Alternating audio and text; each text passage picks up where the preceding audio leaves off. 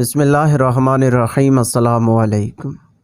منقول ہے ایک مرتبہ حضرت عیسیٰ علیہ السلام شہر سے باہر تشریف لائے تاکہ لوگوں کے لیے بارش طلب کریں، لیکن اللہ تعالیٰ نے وحی فرمائی، اے عیسیٰ بارش کا مطالبہ نہ کرو کیونکہ تمہارے ساتھ خطا کار ہیں۔ حضرت عیسیٰ علیہ السلام نے انہیں اس بات کی خبر دی اور اعلان فرمایا، ہمارے ساتھ جو بھی گنہگار ہے وہ جدا ہو جائے۔ راوی فرماتے ہیں سوا ایک شخص کے تمام لوگ چلے گئے، اس کی دائیں آنکھ خراب تھی۔ آپ علیہ السلام نے اس سے پوچھا، تم لوگوں کے ساتھ کیوں نہیں گئے؟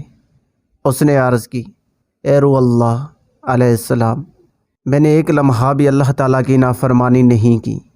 ایک دن بلا ارادہ ایک عورت کے پاؤں پر نظر پڑی تھی تو میں نے اس آنکھ کو نکال دیا، اگر میری دوسری آنکھ پڑتی تو اس سے بھی نکال پھینکتا۔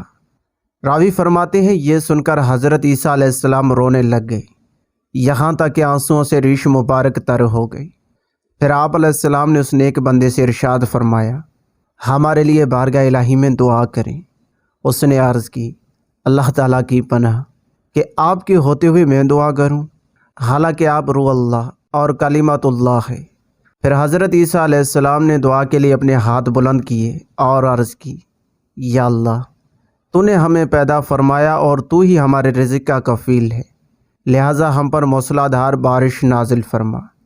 ابھی حضرت عیسیٰ علیہ السلام کی دعا ختم نہ ہوئی تھی کہ باران رحمت برسنے لگی اور تمام شہروں اور مخلوق پر کھل کر برسی۔